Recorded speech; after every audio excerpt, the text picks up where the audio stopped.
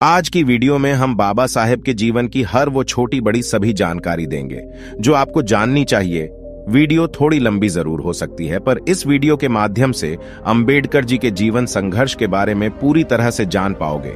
तो चलिए बिना देरी के वीडियो को शुरू करते हैं। मित्रों, सन 1891 में भारत की धरती पर एक ऐसे विलक्षण महान व्यक्ति का जन्म हुआ जो दलितों के मुक्तिदाता, उद्धारक और शक्तिशाली नेता साबित हुए।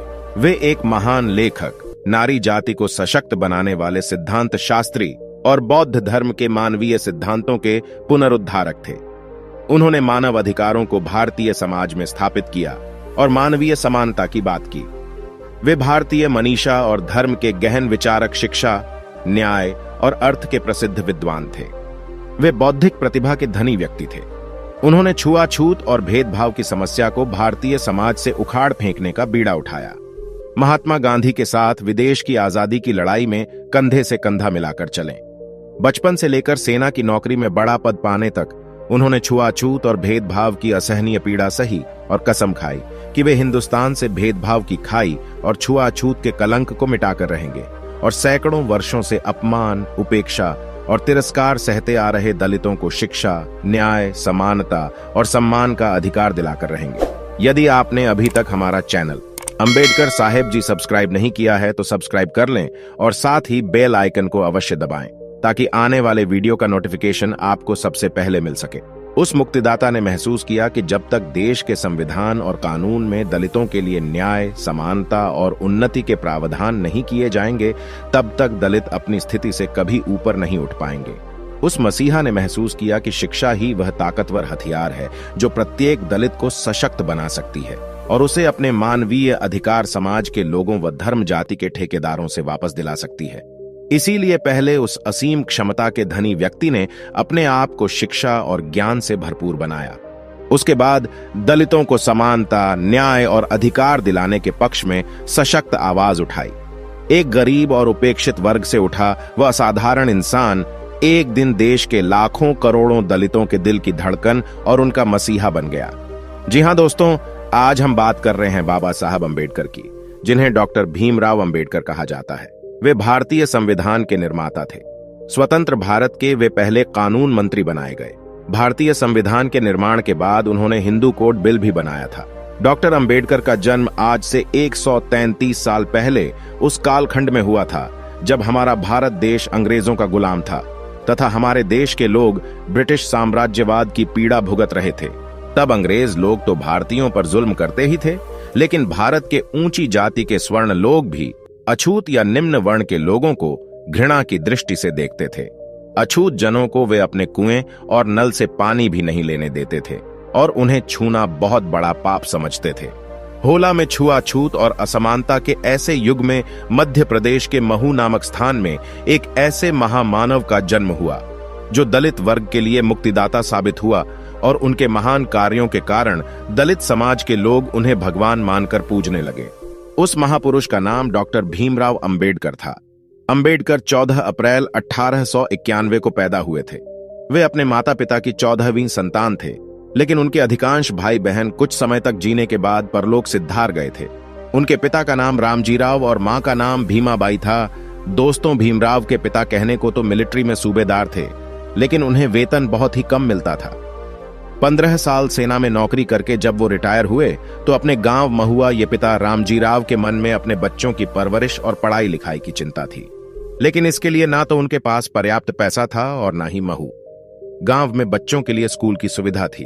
आखिरकार रामजीराव ने अपना गांव छोड़कर सतारा शहर जाने का निर्णय लिया ताकि वे शहर में आजीविका का कोई कार्य या नौकरी कर सकें और अपने तीनों पुत्रों को किसी अच्छे स्कूल में दाखिला करा के उनका भविष्य संवर सके।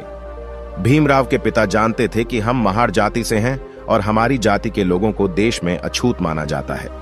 यदि मेरे पुत्रों ने शिक्षा ग्रहण नहीं की तो उन्हें आगे चलकर भूख, गरीबी और कष्टों का सामना करना पड़ेगा। अगर वे कुछ पढ़ लिख गए तो हो सकता है कि किसी दफ्तर में बाबू बन जाए और इज्जत से जीना सीख जाए। बड़ी मुश्किल से सतारा शहर में रामजीराव को एक कंपनी में स्टोर कीपर की नौकरी मिली। पगार 40 रुपये थी। सूबेदारी की नौकरी में रामजीराव को 50,000 रुपये महीना वेतन मिलता था। लेकिन घर की तंग हालत के कारण उन्होंने वो नौकरी करना स्वीकार कर लिया। अपने परिवार के साथ सतारा शहर में रहते हुए भीमराव जब 5 वर्ष की आयु के हुए तो उन्होंने अपने पिता से पढ़ने की इच्छा जाहिर की। उनकी माताजी भी चाहती थी, वे बड़े पिता रामजीराव भी अपने बेटों को स्कूल में पढ़ाना चाहते थे, लेकिन वे ये सोचकर कि हम मार लोग हैं, अछूत जाति के हैं, शहर में कौन सा स्कूल हमारे बच्चों को दाखिला दे सकेगा। बालक भीमराव रोज पिता से स्कूल जाने की जिद करते थे। हारकर उनके पिता उन्हें शहर के कुछ स्कूलों में लेकर भी गए, लेकिन सब स्कूलों के संचालक और हेडमास्टरों ने उनके बेटे भीमराव को अपनी शाला में प्रवेश देने से मना कर दिया। एक दिन एक स्कूल का हेडमास्टर बालक भीमराव को अपनी शाला में प्रवेश देने के लिए राजी हो गया, लेकिन उसने शर्त रखी कि भीम को स्कूल में कक्षा के दरवाजे से बाहर बैठकर अपनी पढ़ाई करनी होगी। अपने बेटे को शिक्षा दिलाने के लिए रामजीराव ने यह शर्त भी स्वीकार कर ली। इस तरह भीमराव का दाखिला उस स्कूल में हो गया। भीमराव एक सीधे सादे बालक थे। अपने पिता की तरह वे बहुत गंभीर और सहनशील थे, साथ ही साथ बहुत कुशाग्र बुद्धि तथा मेधावी प्रतिभा के धनी थे। कक्षा के दरवाजे से बाहर वे उस जगह पर अपना टाट बिछाकर बैठते थे जहां छात्र अपने चप्पल और जूते उतारते थे, लेकिन बालक भीम को किसी से कोई शिकायत नहीं थी। उसके मन में केवल विद्या और ज्ञान अर्जित करने की लगन थी। वे पढ़ाई के जरिए दिन दुनिया की बहुत सारी बातें जान लेना चाहते थे। भीमराव और रोज सुबह समय से पहले स्कूल पहुंचते और अपनी कक्षा के बाहर दरवाजे पर बैठकर शिक्षकों द्वारा पढ़ाए जाने वाले पाठों को बड़े ध्यान से एकाग्रता पूर्वक सुना कर दे। टीचर के पाठ पढ़ाते पढ़ाते उन्हें वह पाठ स्कूल में ही याद हो जाता था। उन्हें घर पर अलग से उस पाठ को रेट कर याद करने की आवश्यकता नहीं पड़ती थी।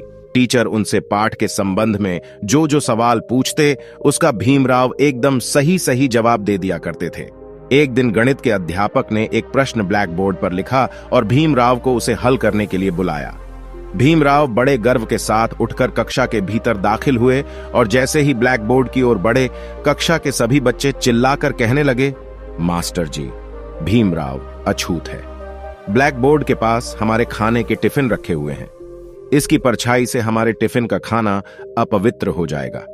भीमराव ब्लैक बोर्ड के पास नहीं पहुंच सके और छात्रों के आक्रोश के समक्ष झुकते हुए अध्यापक ने भीमराव को वापस अपनी जगह जाकर बैठने को कहा। इस तरह के कई अपमान और तिरस्कार भीमराव ने सहे। एक बार प्यास लगने पर बालक भीमराव ने कुएं पर रखी बाल्टी से पानी पी लिया। इस पर वहां खड़े लोगों ने उनकी जाति पूछकर उनकी खूब पिटाई की। एक दिन स्कूल के और बच्चों को रिक्शे पर बैठा देखकर भीमराव के मन में भी रिक्शे की सवारी करने की इच्छा हुई। उन्होंने सड़क पर जाते हुए एक रिक्शे को हाथ देकर रोका और कहा कि मुझे मेरे घर तक ले चलो, मैं तुम्हें रिक्शा का किराया दूंगा। रिक्शे वाले ने बालक भीम को अपने रिक्शे में बैठा लिया और रिक्शा खींचने लगा। रिक्शा चलाते हुए बातों ही बातों में उसने भीमराव से उसका परिचय और जाति आदि के बारे में पूछा। भीम को स्कूल की ड्रेस में देखकर उसने सोचा था कि यह बच्चा ऊंची जाति का होगा, लेकिन जब उसे पता चला कि यह बालक महार है तो उसने भीमराव को डांटते फटकारते हुए तुरंत अपने रिक्शे से नीचे उतार दिया। उसके बाद वो रिक्शा वाला बोला, तू अछूत होकर मेरे रिक्शे में बैठा, अब मैं तुझे इसका दंड दूंगा। अब तू यहां रिक्शा खींचेगा और मुझे अपने घर तक ले चलेगा। मैं तुझसे रिक्शा का किराया भी 2 गुना वसूल करूंगा। इतना कहकर रिक्शे वाला रिक्शे की पिछली सीट पर बैठ गया। रिक्शे वाले के क्रोध से घबराकर बालक भीमराव अपने हाथों से रिक्शा आगे की ओर खींचने लगे। नन्हे भीमराव ने महसूस किया कि शहर के ऊंची जाति के लोग उनकी आवाज सुनकर अपवित्र हो जाते हैं और यदि किसी सवर्ण को छू ले तो वो अपवित्र हो जाता है। कई बार नहाने के बाद ही इन लोगों के शरीर से अपवित्रता मिट पाती है। बचपन में भीमराव अंबेडकर ने छुआछूत और भेदभाव की जो पीड़ा सही, वह उनके जीवन के लिए अभिशाप न बनकर आगे चलकर वरदान साबित हुई। इसी पीड़ा ने उनको अन्याय और कुरीतियों से लड़ने की ताकत दी। यदि आपने अभी तक हमारा अंबेडकर साहेब जी चैनल सब्सक्राइब नहीं किया है तो सब्सक्राइब कर लें और साथ ही बेल आइकन को अवश्य दबाएं ताकि आने वाले वीडियो का नोटिफिकेशन आपको सबसे पहले मिल सके। दलितों को भारतीय समाज में समानता का अधिकार और न्याय दिलाने के संघर्ष शक्ति प्रदान की। भीमराव ने स्कूल में एक एक करके 4 कक्षाएं अच्छे नंबरों से पास की और वे 5वीं कक्षा में आ गए। एक दिन उनकी मां कठिन बीमारी का शिकार हो गई। पति ने भीमाबाई का पड़ोसी वैद्य से इलाज कराया, लेकिन भीमाबाई को बचाया नहीं जा सका। स्कूल में भीमराव गणित और भूगोल आदि विषयों में बहुत होशियार थे। उनके मन में संस्कृत पढ़ने की इच्छा थी, लेकिन संस्कृत के अध्यापक ने उन्हें संस्कृत पढ़ाने से मना कर दिया। उसने भीमराव से कहा, तू तो अछूत है। संस्कृत ऊंची जाति के बच्चों के पढ़ने की चीज है बेटा। संस्कृत पढ़ना तेरे भाग्य में नहीं है। भीमराव हर कक्षा प्रथम श्रेणी के अंकों से पास करते गए। अब उन्हें हाई स्कूल की शिक्षा ग्रहण करने के लिए बड़े स्कूल में भर्ती होना था, लेकिन पिता रामजी राव के पास उनकी फीस जमा करने के। तब उनके पिता ने पीतल की अपनी पुरानी पर रात को एक सेठ के यहां गिरवी रखकर फीस के रुपयों का प्रबंध किया। इस तरह हाई स्कूल में भीमराव का दाखिला हो गया। हाई स्कूल की परीक्षा उन्होंने प्रथम श्रेणी में उत्तीर्ण की। भीमराव अंबेडकर आगे पढ़ना चाहते थे। वे कॉलेज में दाखिला लेना चाहते थे, लेकिन कॉलेज की फीस भरने के लिए घर में पैसे नहीं थे। ऐसे में बड़ौदा के महाराज सयाजीराव गायकवाड़ ने उनकी सहायता की। भीमराव को अपने एक मित्र से पता चला कि बड़ौदा रियासत के महाराज गरीब छात्रों की मदद करते हैं, अतः वे मदद मांगने महाराज की मुंबई स्थित कोठी पर गए। जब महाराज को पता चला कि भीमराव ने गरीब छात्र होकर भी फर्स्ट डिवीजन से हाई स्कूल पास किया है, तो वे भीमराव की सहायता करने के लिए तैयार हो गए। भीमराव ने मन में ठान लिया था कि मुझे पढ़ाई में ऊंची से ऊंची डिग्री प्राप्त कर शिक्षा में महारत हासिल करनी है। नरेश ने भीमराव की सहायता के लिए उन्हें तुरंत 100 रुपए दिए और हर महीने 25 रुपए की छात्रवृत्ति देने का वायदा किया। इस तरह महाराज की सहायता से भीमराव ने बंबई के कॉलेज में एडमिशन ले लिया। उन्होंने बंबई कॉलेज से अच्छे अंकों से बीए की परीक्षा पास की। रमाबाई के साथ उनका विवाह हुआ और बेटे को तरक्की करते देख एक दिन भीमराव के पिता ने बड़े गर्व के साथ अपने जीवन की अंतिम सांस ली। बीए करने के बाद भीमराव फौज में लेफ्टिनेंट हो गए थे, लेकिन वे विदेश जाकर उच्च शिक्षा प्राप्त करना चाहते थे। इसलिए उन्होंने अपनी फौज की नौकरी से त्यागपत्र दे दिया और बड़ौदा महाराज की आर्थिक मदद से उच्च शिक्षा प्राप्त करने अमेरिका चले गए और वहां की कोलंबिया यूनिवर्सिटी में दाखिला ले लिया। वहां भीमराव ने पॉलिटिकल साइंस, हिस्ट्री, सोशियोलॉजी और इकोनॉमिक्स का गहरा अध्ययन किया। ये सभी विषय उनकी में कक्षा के थे। भीमराव को देश अमेरिका इस मायने में पसंद आया क्योंकि वहां सभी लोग आजाद ख्यालों वाले और तरक्की पसंद थे। छुआछूत और भेदभाव की संकीर्ण विचारधारा ये वहां के लोगों के मन में नहीं थी। अमेरिका की यूनिवर्सिटी से अच्छे अंकों से एमए करने के बाद भीमराव ने पढ़ना नहीं छोड़ा। वे अमेरिका से लंदन चले गए और वहां के लंदन स्कूल ऑफ इकोनॉमिक्स में दाखिला ले लिया। इस कॉलेज से एमएससी करने के बाद लॉ की पढ़ाई की। कानून की डिग्री पाने के बाद उन्होंने लंदन से डॉक्टरेट की। अपने मूल विषय पर रुपयों की समस्या पर थीसिस लिखी ये वही किताब थी जिसके आधार पर आगे चलकर रिजर्व बैंक ऑफ इंडिया को बनाया गया। प्रथम श्रेणी में लंदन से कानून की डिग्री लेकर और डॉक्टरेट की उपाधि पाने के बाद भीमराव वापस अपने देश भारत चले आए और महाराज गायकवाड़ से किए अपने वायदे के मुताबिक बड़ौदा में सेना के ऊंचे पद पर नौकरी करने लगे। भले ही भीमराव अंबेडकर ने अमेरिका और इंग्लैंड से ऊंची शिक्षा की बड़ी बड़ी डिग्रियां हासिल कर ली थीं और उन्हें डॉक्टरेट की उपाधि भी मिल चुकी थी, लेकिन अछूत जाति का होने के कारण स्वर्ण आज भी उनसे नफरत करते थे। बड़ौदा रियासत में सेना का ऊंचा अधिकारी बन जाने के बाद भी भीमराव ने देखा कि दफ्तर के लोग मुझसे नफरत करते हैं, कोई मुझसे हाथ नहीं मिलाना चाहता, चपरासी भी मुझे पानी पिलाने से कतराता है। ये बात सच थी। सेना के महकमे में अन्य कर्मचारियों की बात तो छोड़िए, एक 4th क्लास चपरासी तक भीमराव से अत्यंत घृणा करता था। वो दफ्तर की फाइल उनके हाथ में देने की बजाय दूर से मेज पर फेंक कर चला जाता था। उस समय भीमराव अंबेडकर का हृदय भीतर से रो उठता था। मैं सोचते कि मेरे इतने पढ़ाई लिखाई करने के बाद भी आखिर क्या हुआ। मैंने सोचा था कि मेरे पढ़ लिख जाने से लोग मुझे इज्जत देंगे, मेरे भाव और विचारों को समझेंगे, लेकिन इतनी सारी डिग्रियां पाने का कोई लाभ नहीं हुआ। देश के ऊंची जाति के लोग आज भी मुझे उसी नजर से देखते हैं जिस नजर से वे मुझे पहले बचपन में देखा करते थे। आज भी भीमराव को दफ्तर के बाकी लोगों के साथ बैठने उठने पर, उनके संग खाना खाने तथा कुएं से पानी लेने पर पाबंदी थी। वे ऑफिस के मटके से पानी नहीं पी सकते थे। अपना पानी उन्हें स्वयं अपने घर से लेकर आना पड़ता था।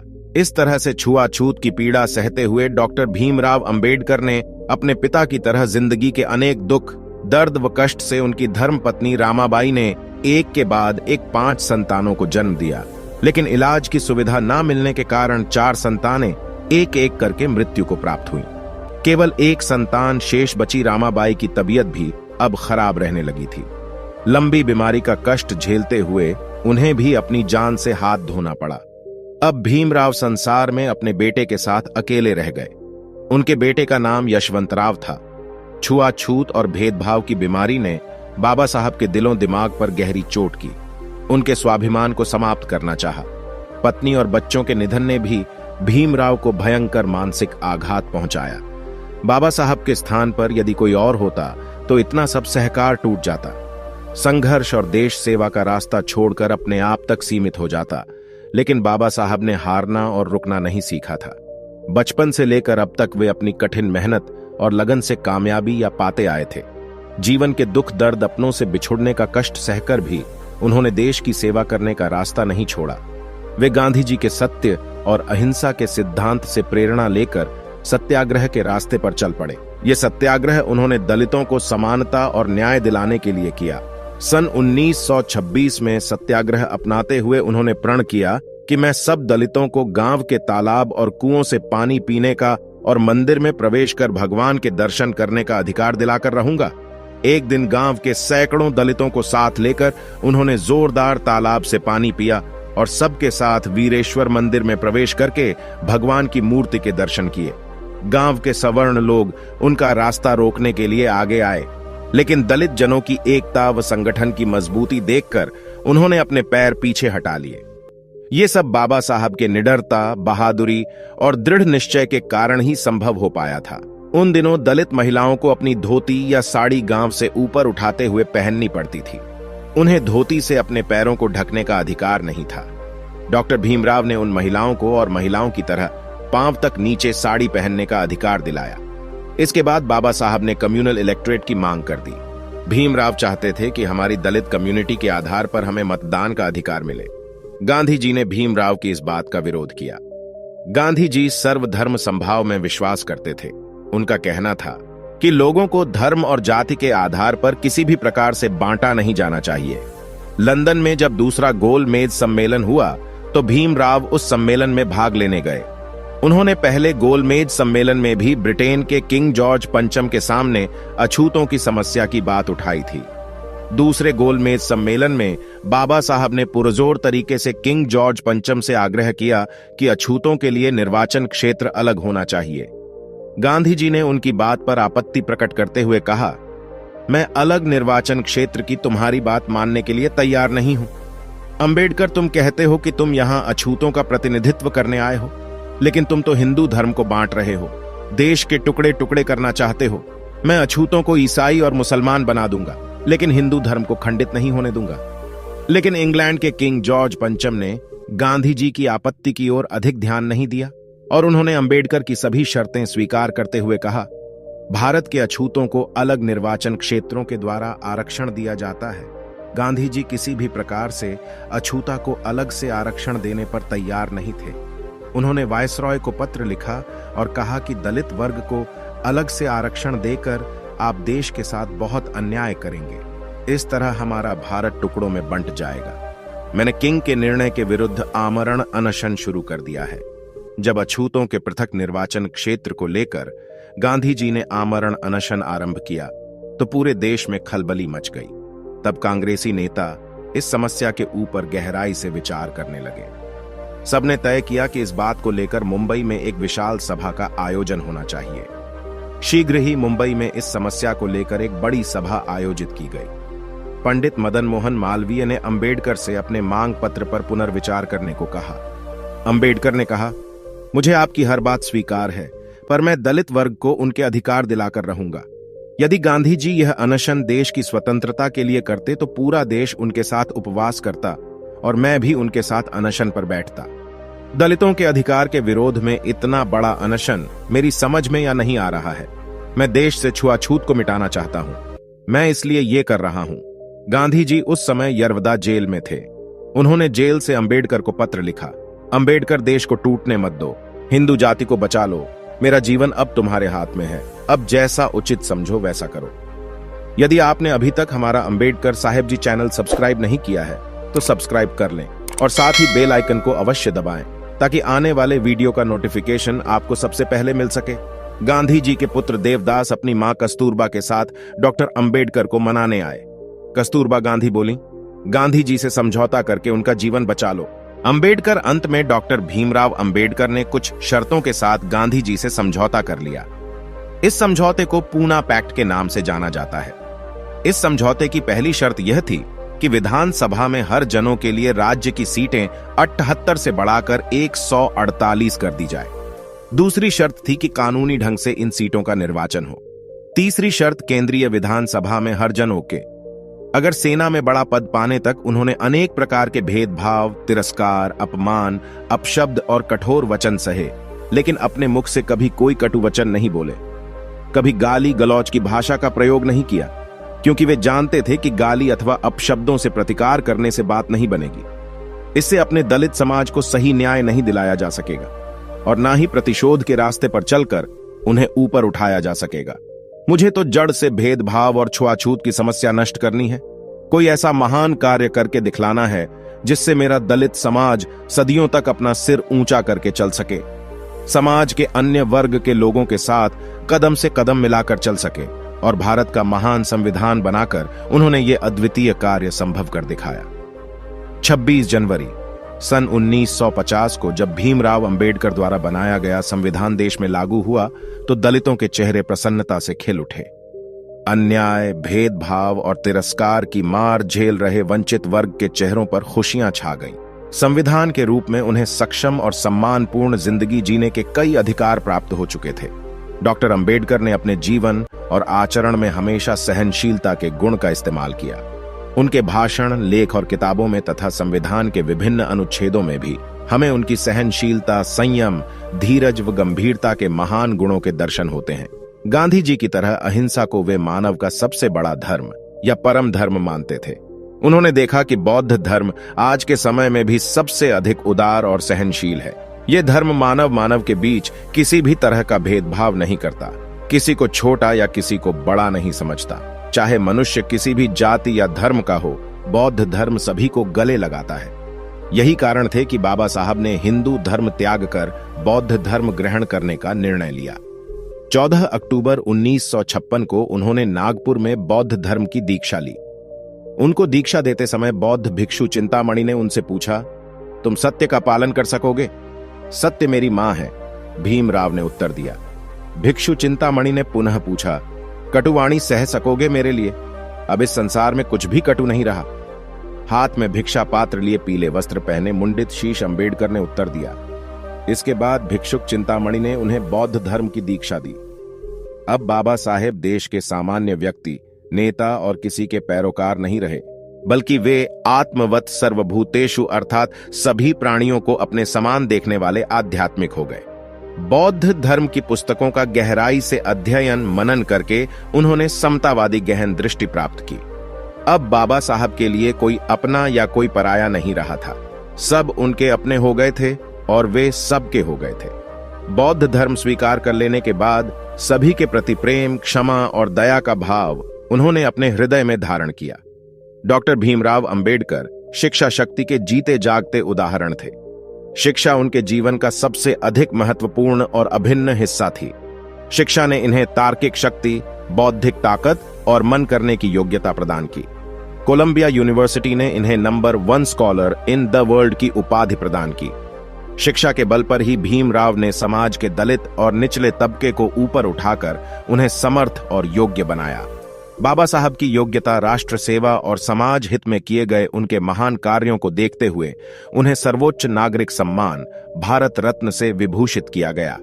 दोस्तों, बाबा साहब अंबेडकर जैसे विशेष महान प्रतिभाएं लोगों को न्याय और अधिकार दिलाने के लिए, उन्हें संघर्ष और सच्चाई के पद पर चलाने के लिए ही पृथ्वी पर जन्म लिया करती हैं।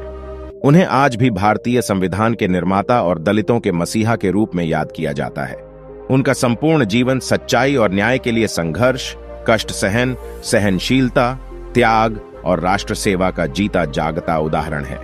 देशवासियों की सेवा के लिए, दलितों, गरीबों और वंचितों को अधिकार दिलाने के लिए उन्होंने दिन और रात कठोर परिश्रम किया। अपनी नींद और आराम का त्याग करके भारतीय संविधान के रूप में स्वतंत्र भारत के लोगों को एक ऐसा उपहार दिया जो आज हम सब भारतीयों के लिए भारतीय संस्कृति की नवीन अनमोल धरोहर बन गया है। भारतीय संविधान के रूप में बाबा साहब डॉक्टर भीमराव अंबेडकर इस पृथ्वी पर युगों युगों तक अमर रहेंगे।